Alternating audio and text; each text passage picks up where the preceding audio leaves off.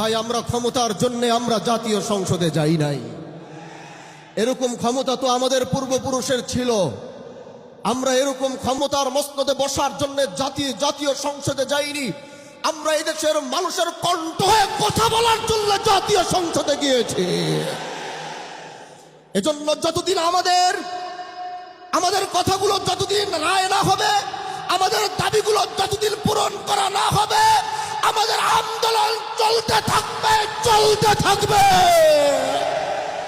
প্রিয় ভাইরা আমার, এদেশের মানুষ 70% মানুষ গণভোটের পক্ষে রায় দিয়েছে।